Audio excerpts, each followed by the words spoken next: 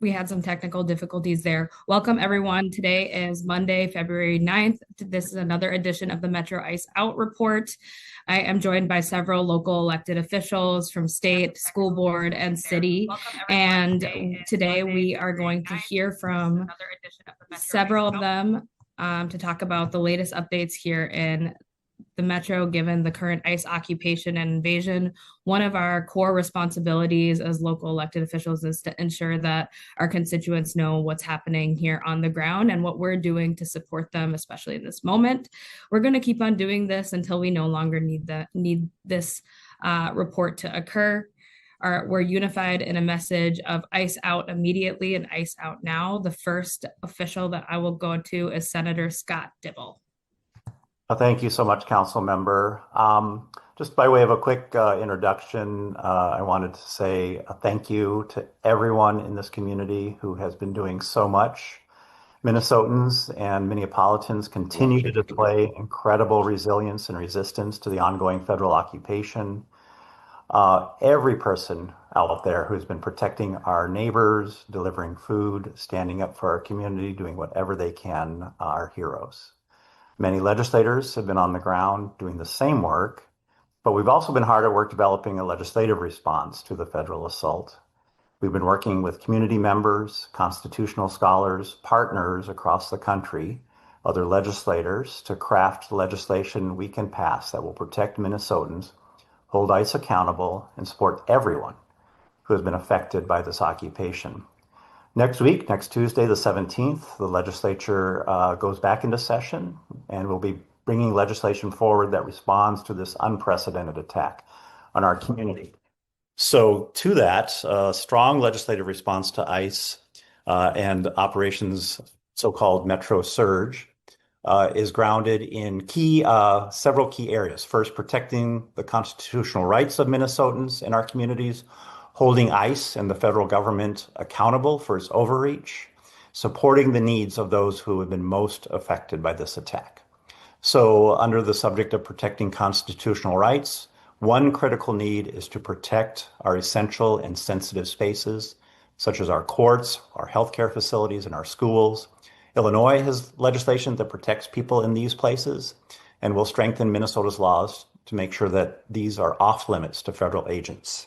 That, of course, is evocative of the Fourth Amendment and the fact that spaces have been being entered without the benefit of judicial warrants and the like. Under the subject of accountability of ICE and federal actions, delivering justice, we must hold federal agents who break the law accountable. We can pass a state law that replicates or aspires to a similar federal law that's recently been diminished, but we're going to strengthen this at the state level that would allow civil action against federal agents, allowing Minnesotans to sue the federal government for their abuses. Moving on, we are going to ban ICE from wearing masks and otherwise deceptive guises and using bogus license plates, things like that. Minnesota residents will be able to sue ICE agents when they don't follow Minnesota laws, such as the duty to render aid. And supporting those who have been hurt by this occupation, by this attack, by this federal agency. We know that this occupation has been a disaster for Minnesota. While our immediate work is addressing the crisis facing people right now, we must also be ready to support the people who have been hurt and the businesses that have been hurt. One of our legislative priorities has been to support the economic recovery of the immigrant businesses and corridors that have been adversely affected by this horrific occupation. We know that we have a lot of work to do today and in the future to help our community, and that's what we're going to do. I want Minnesotans to know that the legislature will continue to do everything we can to support and protect our community at this moment, and we'll do everything we can to assure accountability. Thank you, Council Member. That's my report. Thank you so much, Senator Dibble. Next, we'll go to Representative Greenman. Well, good afternoon. I am Representative Emma Greenman. I represent Minneapolis, and my day job is as a national voting rights lawyer. And so what I want to talk about, and I'm going to try to speed through it, But we are going to be talking about this now until November and beyond, is the escalation and the execution of some of Trump and his regime's plan to abuse power in order to use both executive power and force to interfere with the 2026 elections and with voting. This is not a new threat from Trump and his regime. This is the president of January 6th who actually executed a plan that failed, but showed us some of the ways to use state power in order to try to interfere with an election. But the reason we need to talk about it now is in the last few weeks, we've really started to see a plan and some testing of putting it into action. Minnesota is both a target and also, I would say, one of the best prepared to help create a plan to defend our elections and our voters from these threats. So just a brief recap of the three things following that we have seen happen in the last few weeks, escalate in the last few weeks. First is Trump's illegal use of executive power to commandeer local elections. So it is really important to say that the Constitution gives states, not the president, the power to run our elections. That's why the courts have blocked two executive orders that he issued back in March of 2022 that tried to impose voter restrictions on states without having the legal authority to do that. Last Monday, Trump escalated this attempt to unilaterally and illegally impose voter restrictions by now saying, and it's important for me to quote, this is Donald Trump, the president of the United States, we should take over voting in at least 15 places, many 15 places, the Republicans ought to nationalize the voting. So first of all, to reiterate, the Constitution does not give the president or the executive the power to do that. And this is the president publicly describing his plan to seize control of elections, not everywhere, but in a few Democratic cities, in a set of Democratic cities that are controlled by his opposition party. Minnesota and Minneapolis has every reason to believe we are on the list. The same week, Steve Bannon, his close personal advisor, said, and I quote, "You are damn right, we're going to have ICE around the polls come November." And when asked about it, the press secretary, Karen Leavitt, said, well, she doesn't know of any plans. She refused to rule it out. We know what it looks like to see the president use illegal, lawless power. And so I think taking this very seriously is really important. The second thing is Trump's DOJ is attempting to commandeer private voter data for no legal or legitimate purpose. They have been demanding sensitive private data on registered voters all over the country, including millions of Minnesotans. They are suing Minnesota and other states, mostly Democratic states, to get this data that they have not been able to get. The courts have blocked it because they do not have a legitimate reason to have the Social Security number and private data of Minnesota voters. 2 weeks ago, and folks will remember and how this is coming together, that Homeland Security Secretary Kristi Noem, so not the person in charge of our voting, sent us what our Secretary of State called a ransom note, saying they would consider lifting the federal occupation and the ICE paramilitary force if the state of Minnesota gives them these voter rolls. This is demanding our voter rolls under the barrel of a gun, and we should make sure that we're clear about that. This is compounded by the substantiated fears of the way the Trump administration has been covertly compiling and using data across the federal government through DOJ, and now what we are seeing on our streets, which is surveillance and the collection of data without any transparency and without the legal authority to do so. And then third, they are using the DOJ and the FBI to interfere with state and local elections authorities right now. We saw this in Fulton County last week when they sent the FBI and the Director of National Intelligence, again, not somebody with control or jurisdiction over our elections, to seize 2020 ballots and election materials in opposition to the county's nonpartisan election office. 2 notes on that. It wasn't the U.S. attorney in Georgia who's leading it. It's in Missouri.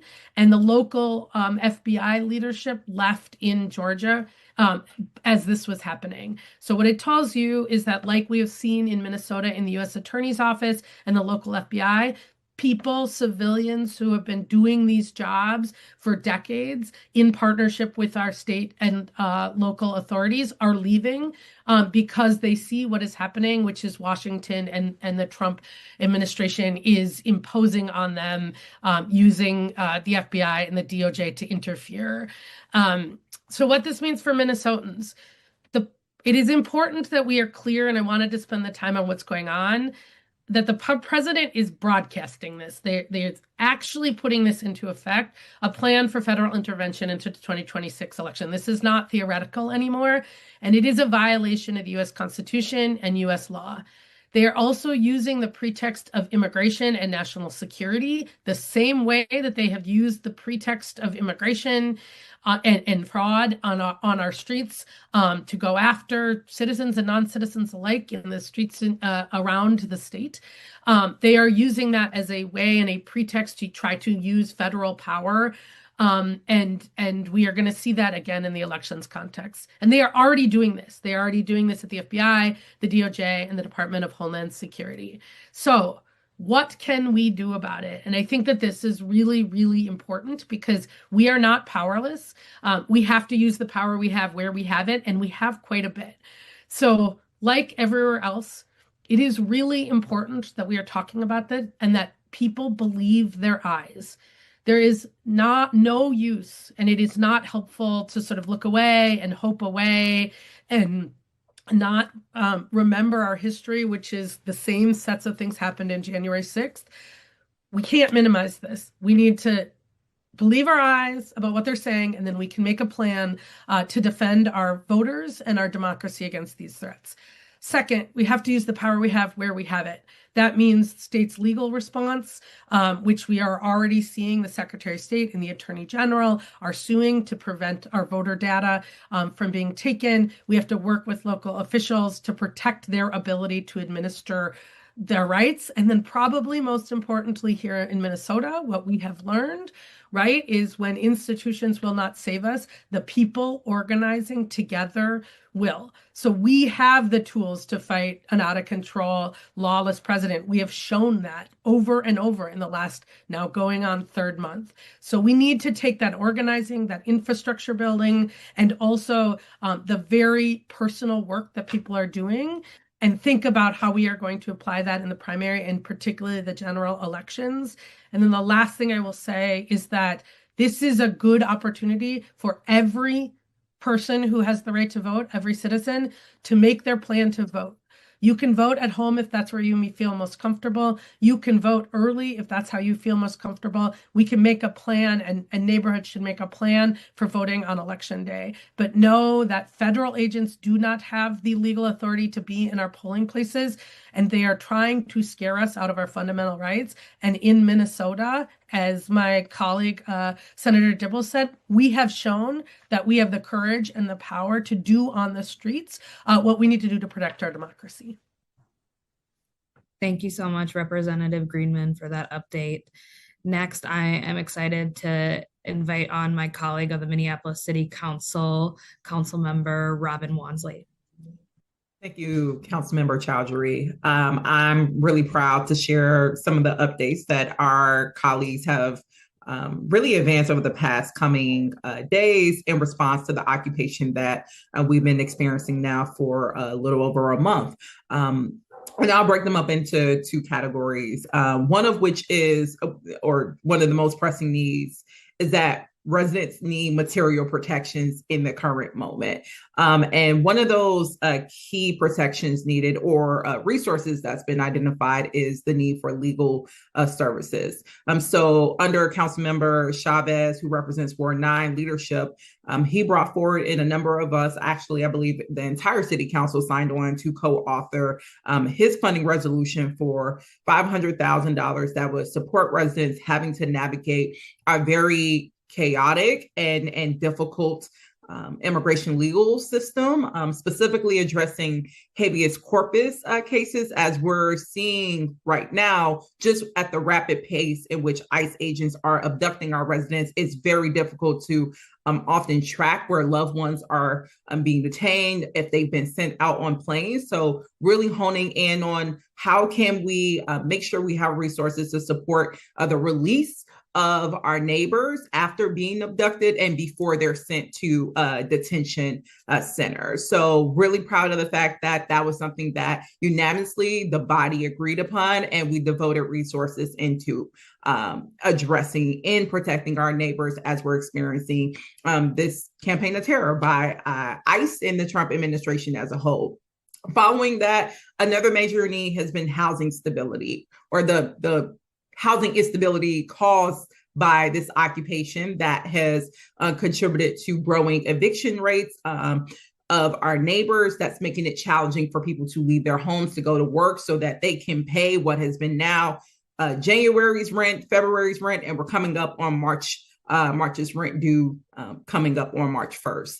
And just a few weeks ago, City Council, as here in Minneapolis, as well as in St. Paul and Roseville, and we know a number of other cities have been amplifying this call to action, but we've been asking Governor Walz to declare eviction moratorium so people can have that legal protection in place to shelter in their homes and not have to come in contact with ICE agents as much as possible, and don't have to then worry about being displaced from their homes because they can't go to work and make rent that's due. But nevertheless, we know now for the past couple of weeks, Governor Walz has not executed that action. So City Council has been looking at ways in which we could show up. And one of the ways that we have identified is providing resources so that people can get rental assistance so that they can cover whatever rent is due. And we know this is going to hopefully complement some of the actions that's being moved forward at the state level that hopefully will include an emergency rental assistance package as well. But we moved $1 million just last Thursday to Hennepin County to one of their rental assistance programs that would allow residents to access that. And again, get the resources that they need. And we know residents, regular working class people, have spent this entire occupation organizing amongst themselves GoFundMe's, fundraisers to raise what is now tens of millions of dollars to help people cover their rent. We had one parent leader of Minneapolis Public Schools share just last week that Minneapolis Public School families have raised over $1 million themselves to support rental assistance needs for our neighbors. But once again, we will not GoFundMe our way out of an eviction crisis, out of a housing crisis. So government agencies all need to step up and match the energy of our residents to also bring some money to the table to alleviate this crisis. So I'm very proud of our colleagues of bringing forward that $1 million for rental assistance. And now we're waiting for Mayor Fry to issue either his support through approval or veto, which would signal a disapproval. Following that, we also introduced a policy called Pause Eviction Save Lives, which would extend the pre-filing eviction notice from 30 days to 60 days temporarily, which essentially gives families another month to access rental assistance programs before eviction is filed. And that way they don't have to have that be put on their record. And it also gives landlords the ability to receive financial compensation, which they're, of course, looking for to also keep residents housed. So we brought that forward last Thursday. It was our goal to have an expedited timeline because, again, we're coming up on March 1st, rent being due. And we wanted to make sure that this protection could be in place so residents can have more time, especially as the state legislature is meeting and convening resources around this. Philanthropic partners are also putting together financial relief as well. We wanted to give, again, families and ordinary folks in our city the time to access those resources that's being pulled together before having to deal with a formalized eviction. Unfortunately, a supermajority of my colleagues did not support an expedited process that would have had this ordinance be put in place ahead of the March 1st deadline. This was a time in which we could have acted both proactively and also in a very timely response so that we're getting ahead of evictions as opposed to having to respond to the substantial increase that we know is coming. But nevertheless, we still introduced that ordinance, and all things considered, we are on a timeline to take up final consideration and ideally passage of that policy early March.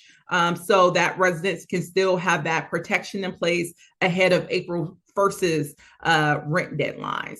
So again, I'm just proud of the ways in which our council is being responsive to the immediate material needs while also doing everything that we can to work with other governmental partners at all levels to maximize resources and to get them to maximize their levels of authority to also show up for residents. If that means, again, pushing for eviction moratorium for Governor Walz to declare that, we're still raising that banner, making sure that all partners are coming together to move forward a substantial rental assistance package. We still support those efforts. And I know in the next coming weeks, which I'm pretty sure you're going to have another council member to report on, we're moving also significant things related to supporting our businesses that's been impacted by this occupation as well. And once again, kudos to Councilmember Chavez, who's moving expeditiously to move these resources to keep our neighbors safe, keep them stable while we're experiencing this occupation.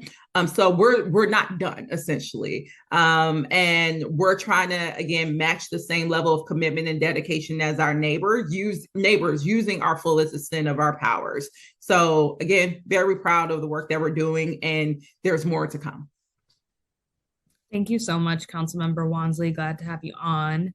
Next, we're going to get an update about the Minneapolis Public Schools from the school board chair, Chair Colin Beachy. Hi, good afternoon, everyone. Thank you for everyone being here again. I think the first thing that I'd like to address here, as everyone I think has heard, that we have extended the online learning option for our students now until April 5th. And I guess I want to be clear about this. I think we're frustrated that we have to do this. Our students belong in school. They belong with their friends. They belong with their teachers. They need to be able to get out in the playground and play and just be kids. So, but going into this, our number one priority is the safety of our students. And the federal government has still not made the conditions on the ground safe enough for our families to not only go to school, but just go about their daily lives. So we need to make sure that our students and families are protected and feeling safe. You have to be feeling safe before you can even begin to learn. You can't learn when you're afraid. And this is why this occupation needs to stop. It is going to have long-term psychological damage for many of our students.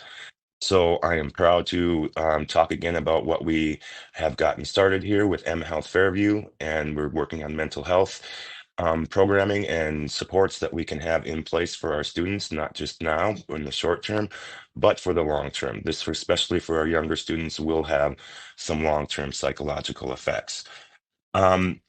We also have been working with Every Meal, and so we are getting meals that are being sent to our students who are not able to be on campus at this time. So our schools, though, are still remaining places of care and of learning, and our teachers are I will put our teachers up against any teachers in the country.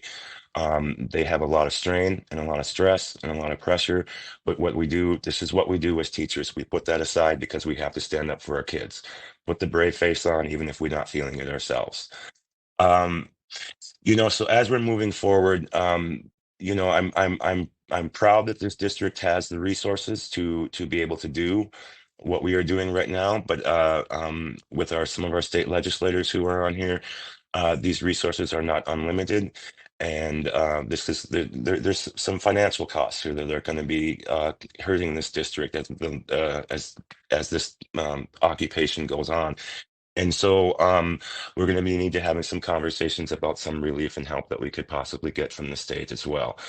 But one thing I just want to say that I just want to thank again everybody who is here and is continuing to be here and is continuing to do the work that we are doing. Shortly before I was on this meeting, I was on a meeting with school board members from Orange County out in California. They are about the fourth or fifth school board from around the country that I've talked to about our experiences and how to prepare themselves. The one thing that I have always stressed with them, and they had said that this is very clear to them, that it's the community. And it's the public officials working together that are helping us get through all of this, and people standing up for our children. We're a school district. We don't have our own police force, but we have parents. So we've got those winter warriors that are doing what we can for our kids. And so I am authorized to give you a hello from them. They see us, they are proud of us, and they know that we are showing them the way and how to handle this. And so just thank you again, everybody, for everything that you're doing for our residents, and especially those that are our most precious asset, and that is our children. So thank you again, everyone, and keep up the good work. I'm sorry that we have to keep going through this, but we will get through this, everyone. Thank you. Thank you so much, Director. So what is really, really important to get across to everyone right now is, even as the federal government has stated that they are going to do a drawdown, we as community members in Minnesota have not seen that drawdown. We have not seen that change. Even as early as today, we are hearing reports from community members that ICE is out here in the parking lots of people's workplaces, in the parking lots of local businesses. Last week, there were many instances where schools needed to go out into a shutout, lockout protocol. This is not normal. This is not a change. And we still continue to see our community members having to be hyper vigilant, go out and legally observe, whistle when they see, to let their neighbors know that it's not safe to be out here. It is extremely, extremely challenging for every single person to just go about their daily life. Parents are scared to bring their kids to daycare. There are community members right now that have been sheltered in place for months. They have lost the primary breadwinner in their household, or themselves have not been able to make an income because they are so scared of being detained or profiled just for the color of their skin. And we're seeing that as elected officials coming in, whether it's through email, through phone calls from community members throughout our state, throughout Minneapolis. And that's the really important thing for all of us to get across, is that this is going to be a day at a time. If you're out there right now, please stay safe, and thank you for all that you're doing. We're all going to need to collectively repair for years the harm that has been done due to this unjust federal occupation of ICE agents. And we're standing firmly that this just needs to end fully. There needs to be no ICE in the state of Minnesota, period, and no other community should have to experience that. So our next Metro ICE Out report will be on Wednesday, February 11th at noon. We are expecting this week to have Senator Jen McEwen and Senator May Quaid to share what they're seeing throughout the region, to share what they're seeing and hearing from rural communities in Minnesota. And we'll be getting other local leaders to share other information and updates to you as community members. We're going to keep on doing this until we no longer have a reason to do that. ICE out. Everyone, please stay safe. Please stay vigilant.